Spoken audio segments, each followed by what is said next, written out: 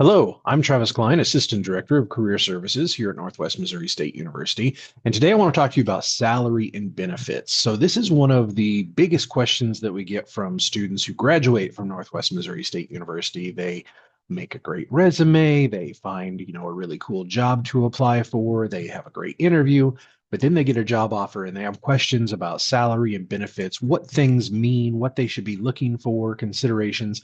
So the idea of this presentation is to kind of walk through some of those things, talk about things that you should consider, things beyond the salary, considering cost of living, benefits, all that sort of stuff. So hopefully by the end of this, you have a better idea of salary and benefits packages, things you might see, things to consider. Of course, if you have specific questions, the Career Services Office is always happy to answer those. You can come and see us in the administration building on the Northwest Missouri State University campus.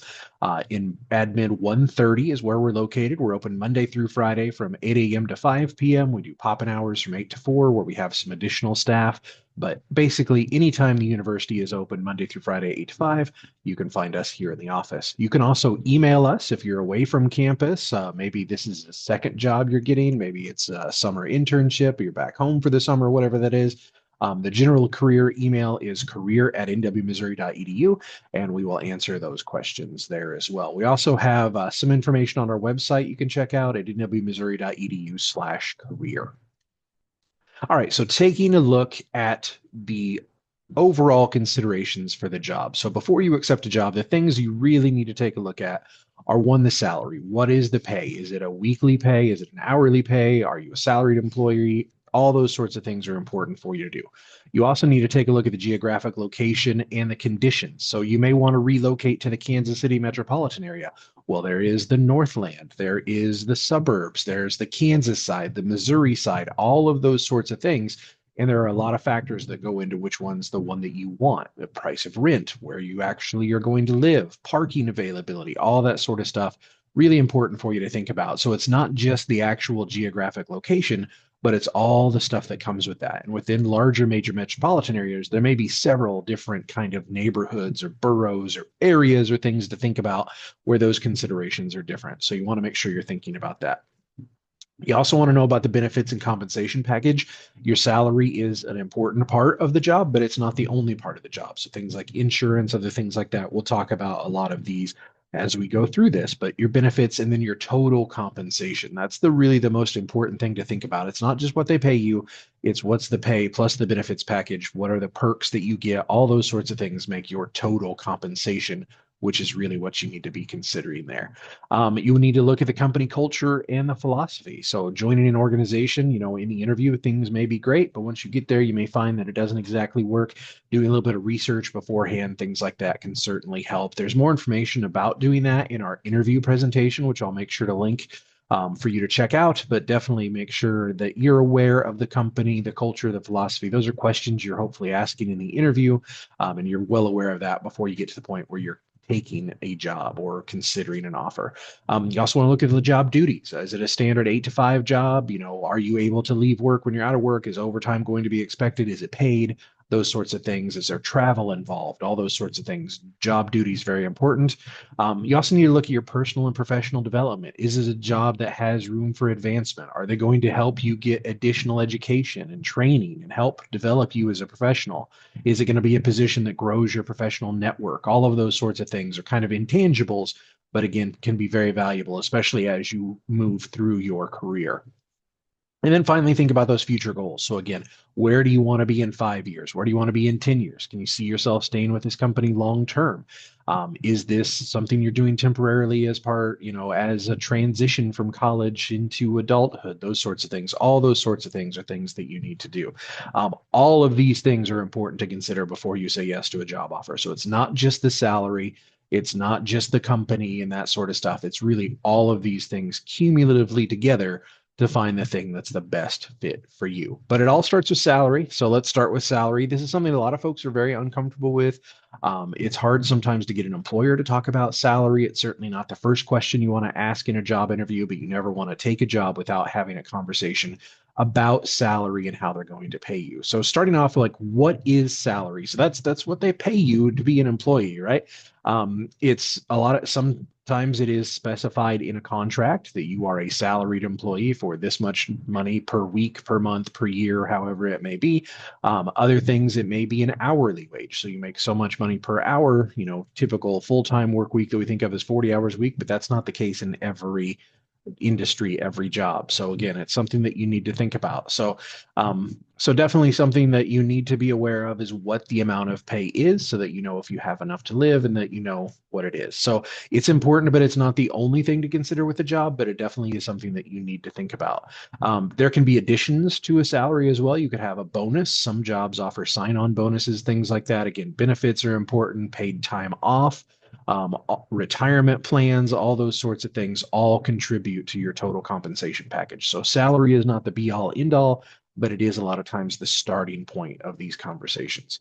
But again, looking at it alone won't tell you the entire value of the office. So just to think about total compensation, because again, this is sometimes a concept that students, they haven't come across before. No one's really talked to them about it. So sometimes it's hard to grasp. So if you think about total compensation and you think about your direct compensation, would be, things like salary, things that are directly paid to you. But then you also have indirect compensation. So those are other things as well.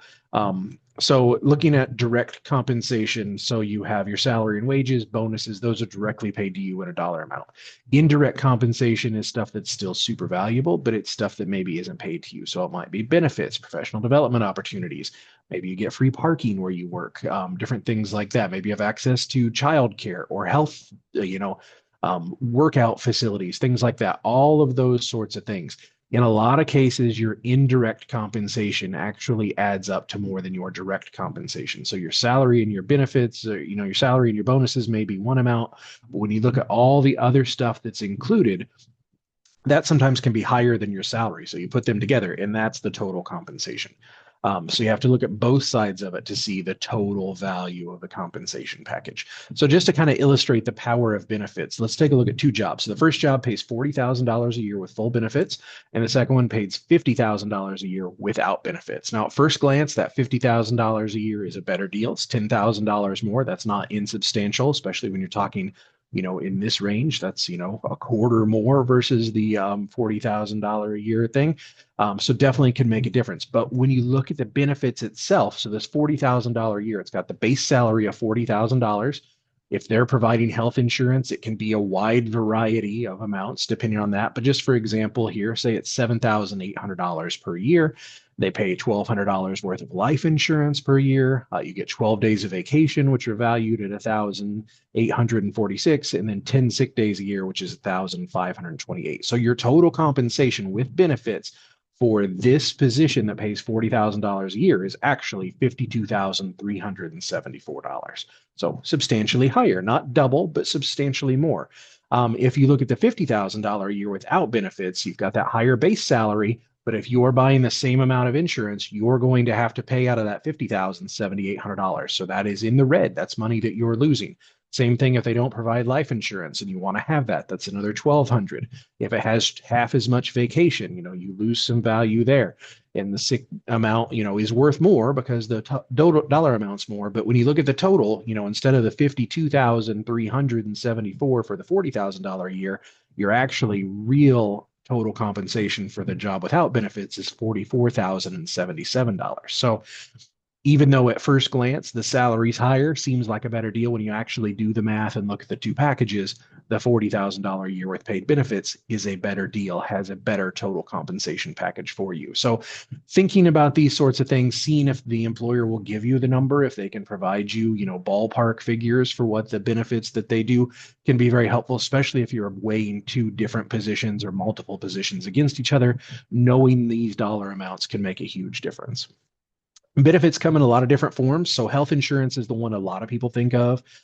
So, It can be really expensive. $6,000 per year is a low amount, actually, but if it's paid by the employer, that's $6,000. It doesn't have to come out of your pocket. Depending on what your health is like and how often you go to the doctor and things like that, health insurance can be a lot more expensive than that. So it is a very valuable option, especially if it's 100% paid. If you have to pay in, your amount that you pay in can vary by employer. So one where you pay in $20 a month is a lot better than one where you pay in $900 a month. So thinking about the cost of that, some organizations will add additional forms of insurance, vision and dental insurance. Sometimes those are included, sometimes those are a small amount extra. But again, if you're someone who needs to go to the dentist all the time or wears glasses and needs to get glasses, vision and dental can again add to that benefits package tremendously.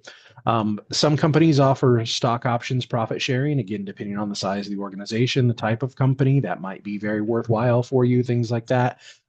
That can certainly help provide additional income that can add to your retirement nest egg, all that sort of stuff. So again, that's a very strong kind of benefit that could definitely be out there. Paid time off is one that is very valuable. That work-life balance, that you can't work all the time.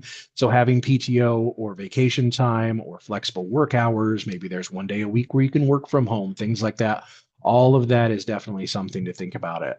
So again, work-life balance is one of those things that's really important. Sometimes young professionals, folks right out of college, don't think about that, but it can make a huge difference in how satisfied you are in the job and then how you perform in that job as well. So paid time off is definitely something to think about, whether it comes in the form of vacation, sick, overall PTO. A lot of companies now have kind of started you just get time off and they don't care what it's for. You just get a pool of time. But different things like that can make a difference. Some additional benefits, which are they're less common, but they could happen. Company equipment. If you have to travel for your job, do they provide you with a vehicle? Do you have a cell phone? Will they pay for your cell phone? Will they pay for part of your cell phone? If you work from home part of the time, do they provide you with a computer? Do they pay for your internet? Things like that. So all of those sorts of things are important for you to know, because again, that's stuff that you don't have to spend money on. You get to keep more of your take-home pay if this stuff is provided. So definitely good things for you to know about. Loan forgiveness, tuition assistance can be very valuable. If you are wanting to advance and get a master's degree, or you have a master's degree, you want to go for a higher degree, things like that. Tuition assistance can be a huge thing. That's one of the big benefits of working at a university is we do have a tuition assistance program where they, pay for you to be able to get your schooling and your dependents can get a lowered tuition rate. Loan forgiveness is also nice too. If you want to pay off those student loans that you might have incurred when you were working on your degree, having an employer that helps pay for that can definitely lessen the load that has to come out of your bank account for it. So definitely something there.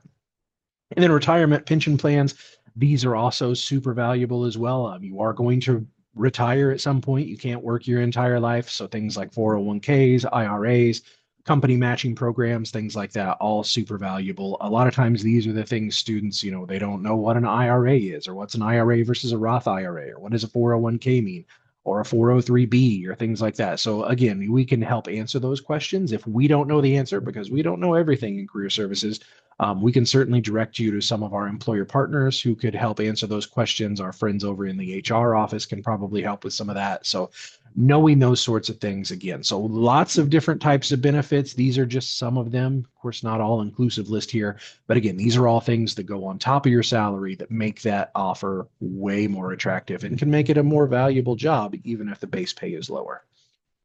Again, location is a huge thing about that. So where is it located? What's the cost of living? How much is it going to cost to drive back and forth in gas and wear and tear on your vehicle or public transportation fees if it's a larger city, things like that. Definitely things that you need to think about. So again, just because something is in a metropolitan area does not mean that all jobs in Kansas City, for example, are the same because they can be very different. The cost of living in the Northland is different than it is to be in Kansas City, Kansas, or to be in Raytown, or to be, in Overland Park or different places like that. So again, being aware of kind of what it is helpful. Now, that doesn't mean that if you live in the Northland, you can't take a job in Overland Park. You absolutely can, but you're going to have to commute back and forth. What's that drive look like? How much gas does it cost? How long are you going to spend in traffic? Those are definitely things that you want to consider as you think about that. And then if you're weighing different metropolitan areas together, you want to think about the cost of living. And again, these are round numbers, these aren't exact figures, but just for illustration purposes. So, say you want to live in either Kansas City or San Francisco, California. Those are two very different places, very different cities. If you make $50,000 in Kansas City, your taxes are going to be a certain amount, your rent's going to be an amount, food costs are going to be the same. In San Francisco, you're probably going to have higher rent and higher food costs. Taxes may be a little bit lower because other states do different taxes, but to be the equivalent of $50,000 in Kansas City, you may need to make $66,000 in San Francisco to have the same kind of lifestyle. So there's a lot of places online where you can research cost of living to see what rents are, to see things like that. Are you going to have a roommate? Can you get your own place? Do you have friends and family you can start off with, as you build up your nest egg and start saving money, things like that. But being aware of cost of living is definitely important. And again, definitely this is something that you can do research on. You can look at things like that. Also, if you are looking at a city that's far away and you're going to have to move, will the company help you pay for moving expenses? Do they provide the opportunity to do that, or is that all on you? That's again something that you need to think about as well. So cost of living is a big one. And again, lots of good opportunities online to do some research with that. We'll have some links in the description of this video that will take you to some places where you can do some cost of living research on your own if you're looking at different geographic areas. Company culture is another big one. So, a real big thing of how satisfied you are with the company. You need to like the place you work. You need to feel connected to it. You need to have it match your values and your ethics and the things you think are important. Really important to do that. So, is diversity super important to you? If so, does the organization embrace and foster diversity? Does it give back to the community? Is volunteering something you got really active in college and something you'd like to continue on professionally? Some companies really encourage that and will actually give you opportunities to do that while you're working. Others may not. So again, good things to ask in an interview situation there. Do they value outcomes over attitudes? Is it all about results, or is it about the personalities of the people and building a team and morale and things like that? Do they give you a chance to give feedback to your supervisors, or is it you are the one being evaluated and they don't want that down up kind of communication? It can be hard to know these things before you work there, but again, you can ask questions. You can also check out company review sites like Glassdoor and Indeed to see what former employees have said. Online reviews always have to be taken with a bit of a grain of salt. They're typically either really good or really bad, but again, it is a good way to kind of get an idea about things like this, about company culture. Also, social media is a good place to look for this. So, if a company is posting things about, giving back to the community every Friday at the organization, that's a good way to know that if you're a person who really values volunteer efforts, that might be an organization that matches that value for you. So doing a little bit of research, as you do the job interview before you accept the job, definitely can be helpful to kind of clue you in on these company culture things. And again, these are things you can directly ask about in the job interview and get their response on how they would answer that. You also need to think about the job duties. Things like travel requirements can definitely change things. I had a job previously where I had to travel, so the job was great, but the traveling part made it more difficult, especially with the family and with children and things like that. So you need to think about those sorts of things. Is that something you're prepared to do? Is there, are you paid to drive to different locations, or is that done on your own time? Is there a company vehicle, or is it your own car wear and tear and your own gas? So those are all certainly things to think about. Sometimes you are required to work outside of the normal work time of 8 to 5. Sometimes jobs aren't 9 to 5. They may require 60 hours a week instead of 40, things like that. Some places pay overtime. Some places do not pay overtime. Even if the ones that pay, some may pay just the regular hourly rate over. Some you may get time and a half or a special overtime rate. So again, knowing about these things before you accept a job is certainly helpful.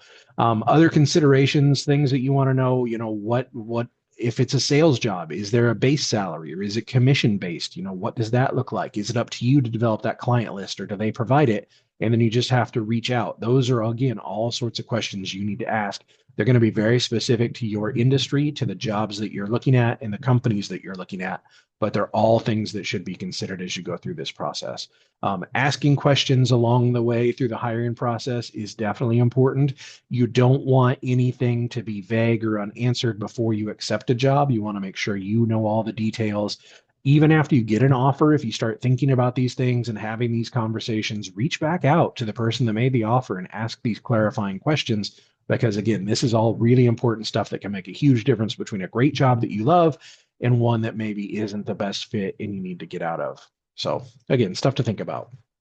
Professional development's one of those things a lot, again, of younger professionals don't necessarily think about. Are you going to have a chance to go to conferences, to meet other professionals, to grow your skills, to go to workshops, to, continue your education, whatever that looks like, whether that is very specific task-based training, whether that is, overall education, higher level degree completion, all those sorts of things are really important. Companies who invest in professional development in their people typically have higher, satisfaction rates than ones that don't.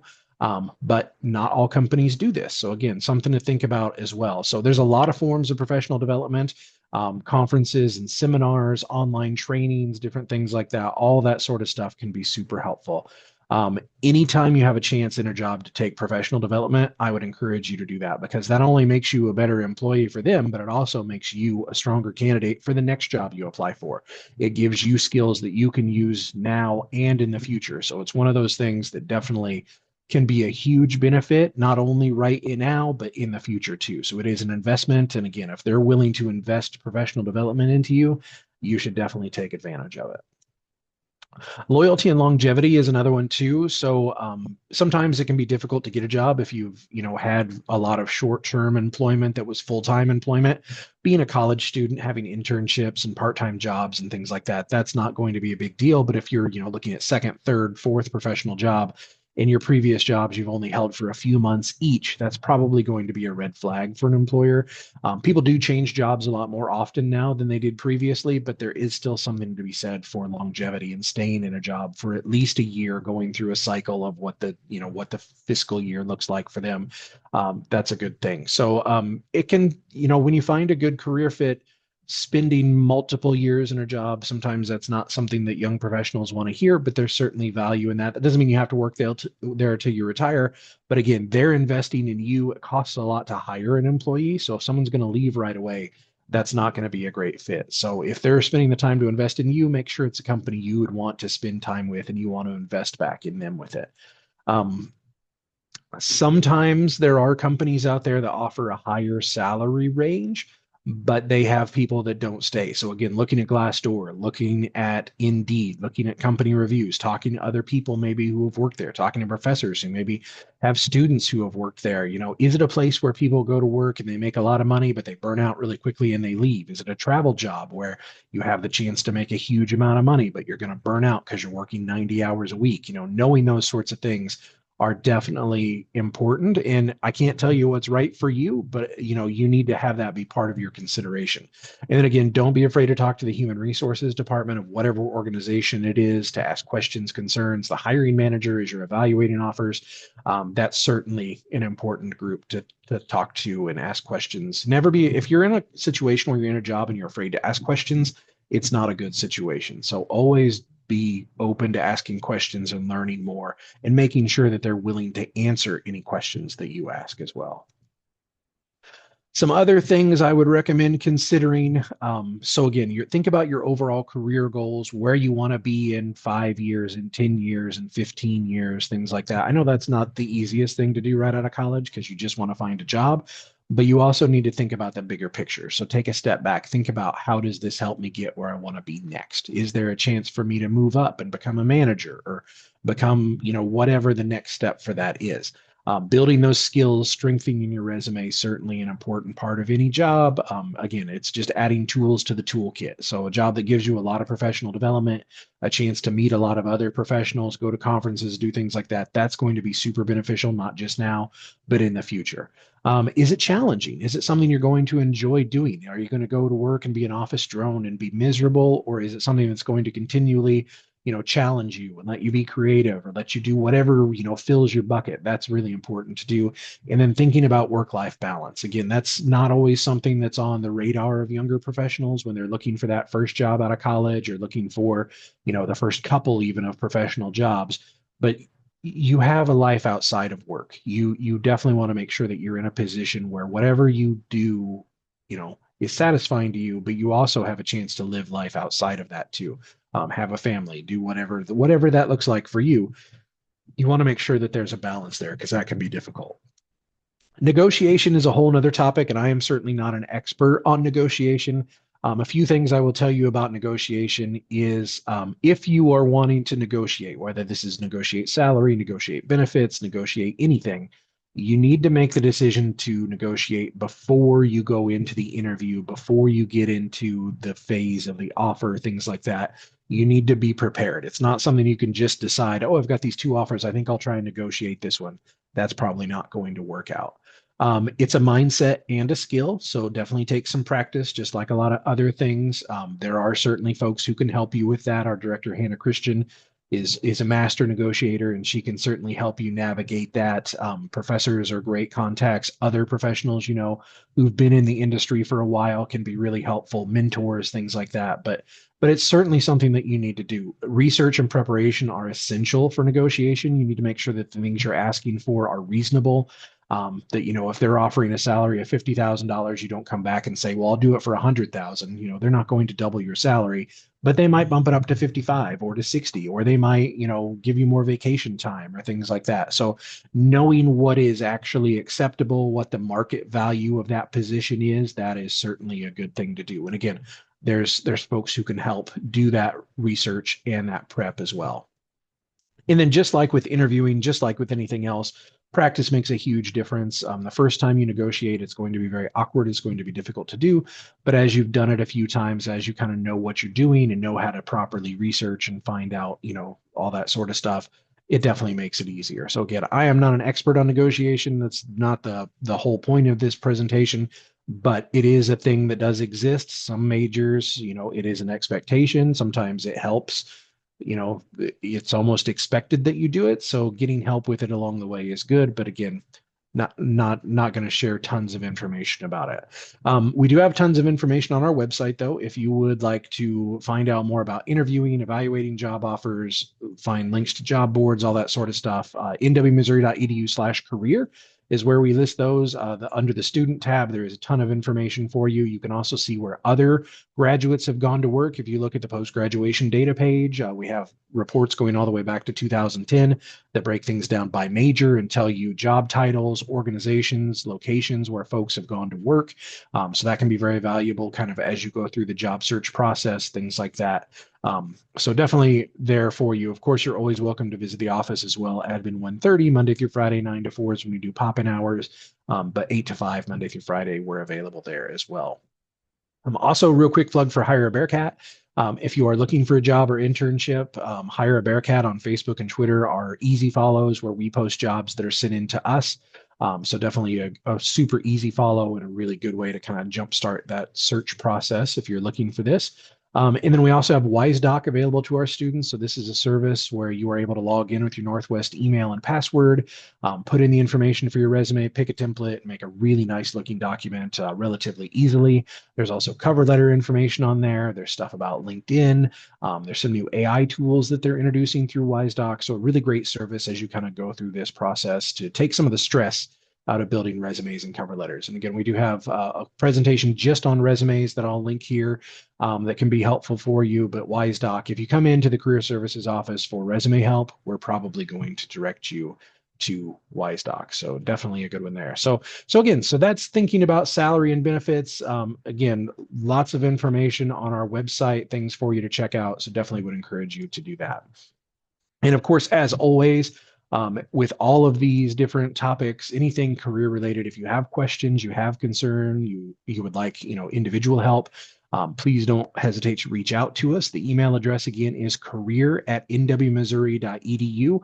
And we will answer those questions there, or you can come into the office admin 1:30 and we are happy to help you there because we want to make sure you navigate this process, relatively easily, that you know what you're getting yourself into, and that ultimately you're successful. So let us know how we can help. And thank you and have a great day.